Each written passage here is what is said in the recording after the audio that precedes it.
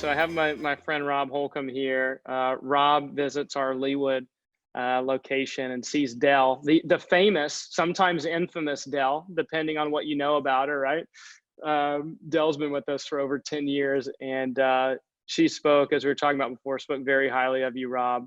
Um, so I don't want to butcher this because I know every doctor has a specialization. So tell our viewers and listeners exactly what you do as a physician.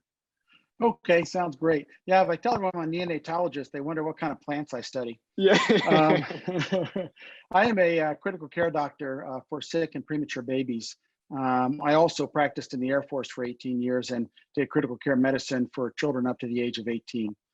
So my practice actually contracts with HCA Midwest to run their neonatal ICUs in the Kansas City metropolitan area. Gotcha. So, Rob, has anything changed for you in your particular business? Like, are you being pulled over to handle COVID-19 stuff? Or are you still busy with all kind of the normal operations that you had before? Well, to be frankly honest, a couple things. Number one, something that's really changed for us personally is there's been a shift towards telemedicine. We were starting to work a lot more with telemedicine and starting to gain some collaborations with them, the referral hospitals that needed, prompt access to a neonatologist, but there wasn't one there on the spot. And we would do telemedicine with them. But we're expanding it quite a bit more now to actually reach out to our patients that normally would come into our NICU follow-up clinics, or patients that go home that are on oxygen and are medically fragile, so the parents can talk to us and help get through these tough times where they're at home. It's really tough to have a sick child, as you well know, and to have the stress of taking a child home that still has a lot of medical issues going on. Having peace of mind to know that they can get a doctor right on the telemedicine prompter, and they can talk to them, they can see their child through the telemedicine and help them along the ways. We've seen a big jump in telemedicine and the appreciation that our patients have for telemedicine. Yeah. So just, real quick, because this podcast is about shifting. Do you see a permanent change in that? Let's say if this lasts for another month, or do you think it'll kind of revert back to normal operations from a telemedicine standpoint? What's happened from our standpoint, as far as the government is concerned, is that they are now working more and more to financially now back telemedicine. Before there was some trepidation, both on the part of the insurance companies and so forth, and whether or not we were truly seeing the patients and was it even the same.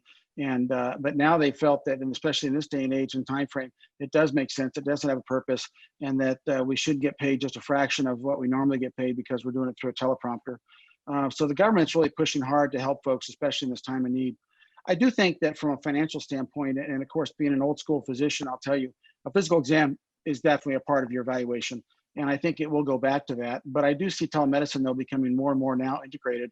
And it may allow us to reach those areas in the country where folks are in a rural environment that they can't get a hold of a physician or a specialist. Their closest drive is 6 hours away. And we can go and help serve those people and serve those family practice docs that are out in those areas and offer them the same level of expertise. So I think that's going to be a huge shift for the positive. I think I'm going to see telemedicine probably in the next decade. It's going to become a major part of medicine. Yeah, it makes sense. I think the technology backbone is already there, and it seems like it was being underutilized. I saw some report that Zoom, what we're on right now, went from 10 million users in December to 200 million in March. Oh yeah. Absolutely. There were some security concerns early on and everything, but the backbone's there to handle a lot more volume. So that's exciting for me to be able to access people like yourself, just as a friend and a Gents member, that I wasn't able to access before, but from a health perspective, to see that open up and people get care. Like you said, some people live in towns of 50 people here in Texas. Yep. I'm sure same in Kansas. Oh yeah, absolutely. I went through junior high in Lubbock, Texas, and high school in San Antonio. So believe me, I know about some of those small towns. Yeah. If you blink, you might miss them as you drive through. Yeah, exactly right. One thing I was just going to mention real quick. One thing you had asked, Ben, about the hospital and what we've seen as far as different is, except for the neonatal intensive care unit, because babies are coming regardless, and we have sick babies and we have to be there for them. The only other place in the hospital that's really got any action right now is the emergency room and our critical care ward for the COVID patients. It's incredible how much outpatient and elective medical stuff that can't be done at this point in time and is not being done. And so because of that, we do have a fair number of folks in the hospital industry that they can't help out in other areas of the hospital with this whole COVID crisis, are being laid off.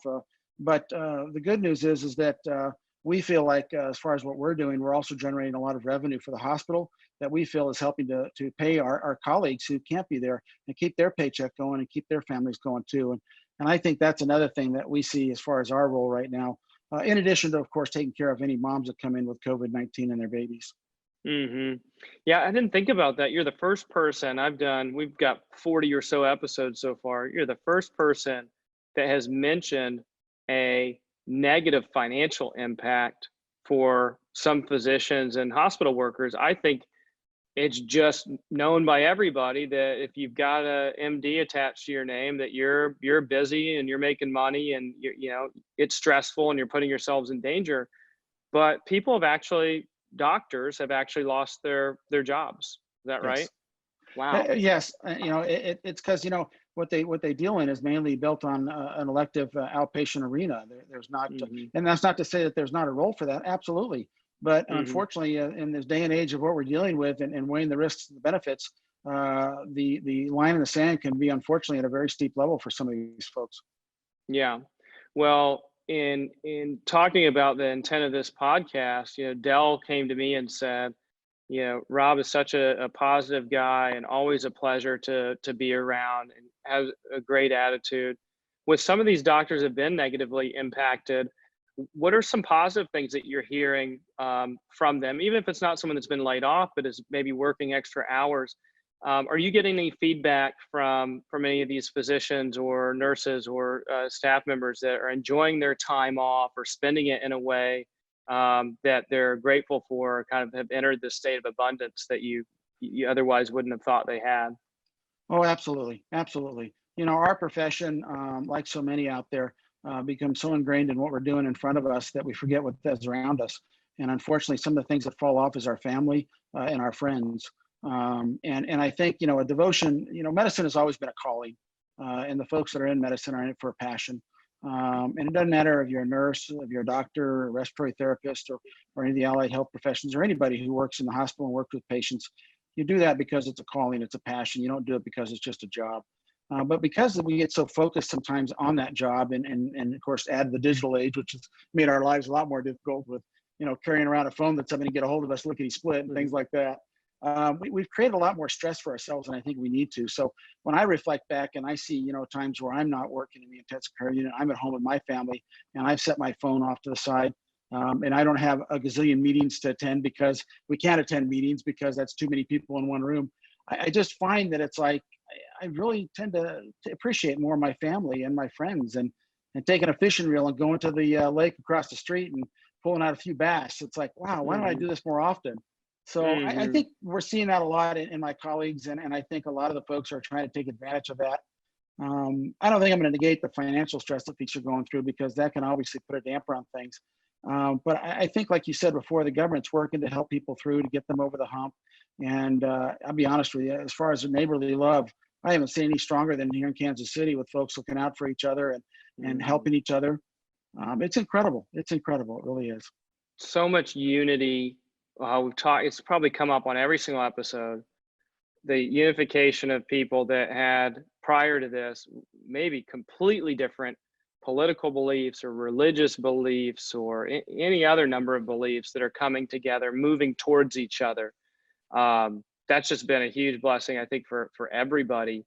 And it's happened all over the country, and probably all Yeah. over the world, but certainly it's what this country was founded on, and it's really cool to see that. And Rob, you mentioned on some of your notes before we talked that you gave a virtual tour to the Blue Valley Caps high school students, showing them the Yes. life of a healthcare worker with COVID-19, how we now have to care mothers and their babies in this era of a pandemic.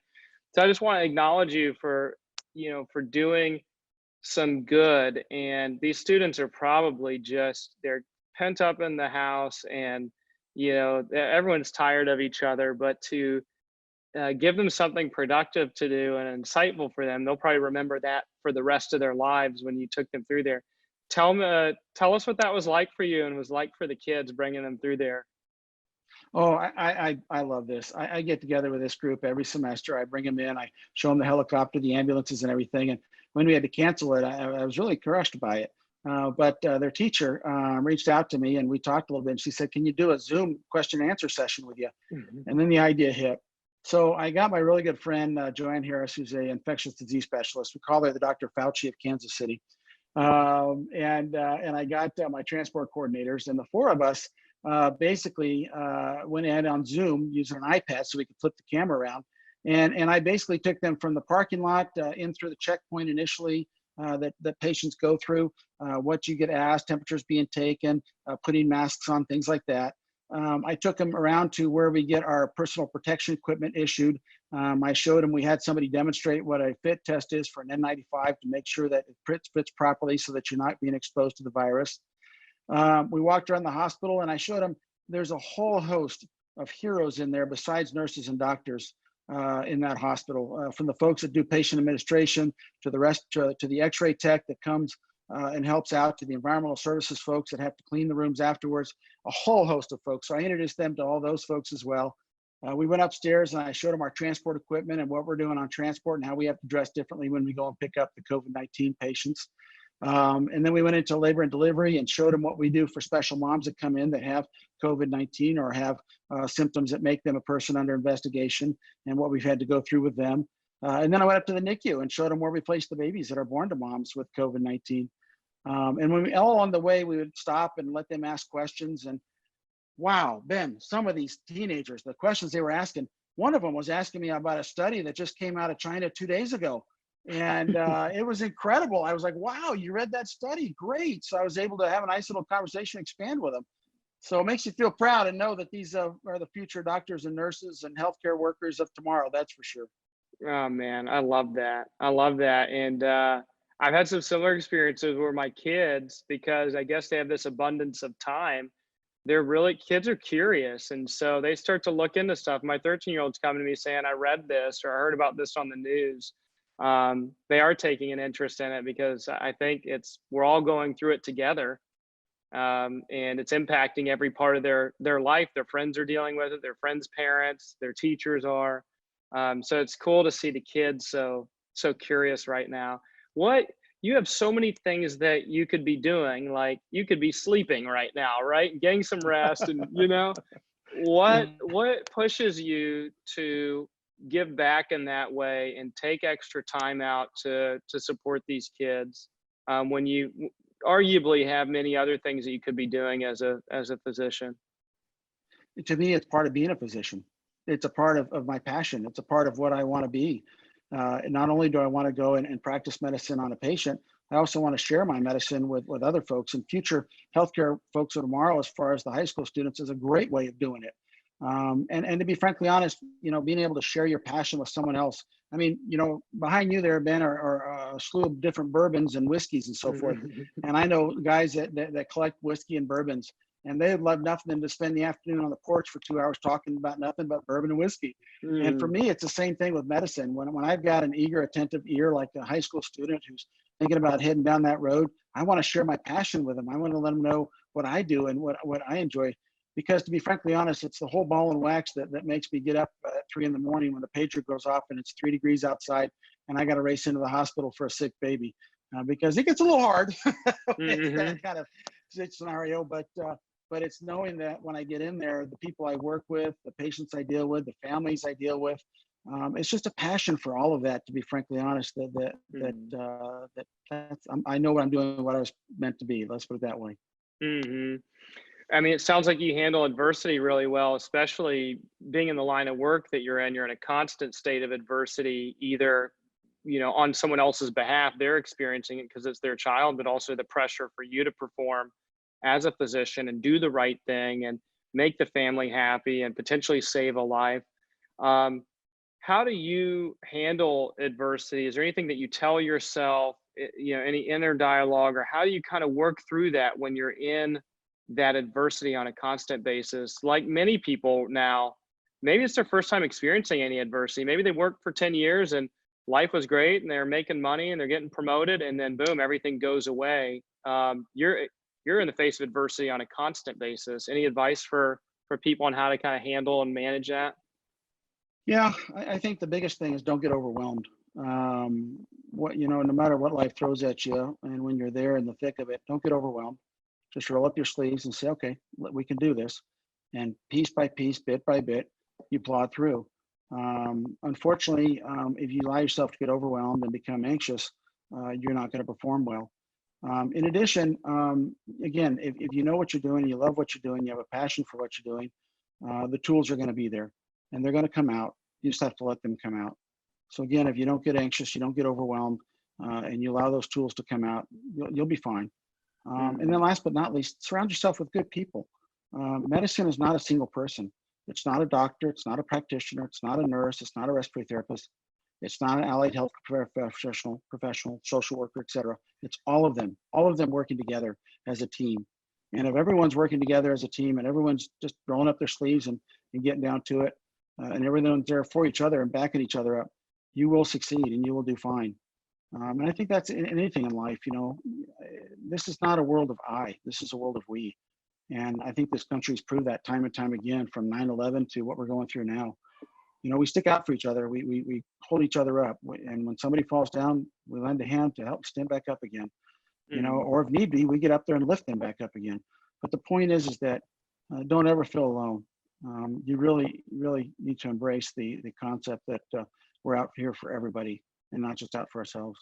Yeah, very well said. And I kind of want to wrap it up on that note, and ask you too a question at the end of this. But that resonates with me because that's what we're trying to do on this podcast, is be a community of Gents Place guests and members that are out there still working, maybe pivoting our businesses, spending times with our families, but we've shifted our mindset to allow us to kind of get through this and be a resource for the rest of our Gents community, even our team members that may be struggling right now.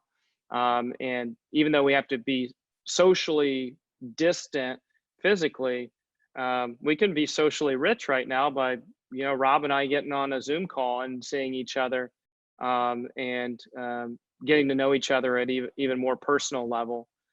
So I think it's just a good reminder for all of us that that we need to do it together. We have to do it together, even if we're physically apart. The last thing I want to talk to you about, as we finish up, is just gratitude. You seem to be a guy that has gratitude, is grateful for a number of things in your life. Otherwise, I don't think you could kind of push through all the things that that you have pushed through.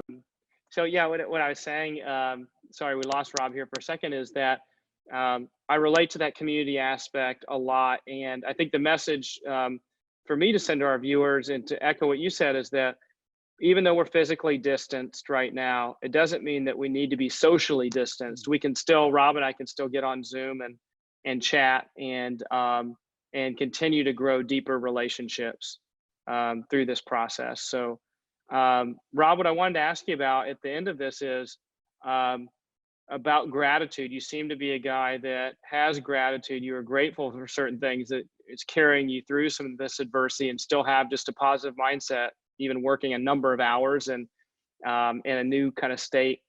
What are you grateful for just in general, or maybe any new things that you've been reminded of that you're grateful for that you could have taken for granted over time? I think my family and my coworkers, especially, to be frankly honest, because they've been with me during periods of adversity and have helped me get through this quite a bit. Family, friends, and it's just, you can't go any better than that, to be frankly honest, as far as being grateful. I will say that I'm grateful that here in the state of Kansas, we haven't had anywhere near the volume that my colleagues in New York and on the West Coast have. And I have several good friends of mine that are in the thick of it in New York, and I keep in contact with them and so forth. And so, we've been lucky for what we've been doing here so far, knock on wood. I don't know if we're yet to peak, if it's going to come this direction, or if it's just by sheer chance that because we're so spread out, we don't have the ability, or we can actually make social distance work more for our advantage. But certainly that's something that we've been thankful for here so far in Kansas City. Hmm. Awesome. Well, I know you've got plenty of work to do over there, and thanks to Dell for getting us connected. And hopefully we will be open soon enough. Your hair's looking good. Mine's not. That's why I'm wearing a hat. I don't know how Well, you guys are looking so good. You remember Three's Company, Larry and Three's Company? So I tell Dell if I didn't put any product in there, I'd be like Larry of Three's Company. Yeah. Well, you're looking good, but we'll make you look even better when we get back opened up. Like I said, it's the experience even more so than the haircut that keeps me coming back, because it's a nice place to sit and just relax and take a breath, in the middle of a busy day. Yeah, absolutely. Well, we'll bring it back to you soon. And thank you for all that you do as a physician, and stay safe during this time. You too, Ben, you too. And God bless the Gents Place. You guys hang in there. Thank you so much. Bye-bye. Bye-bye.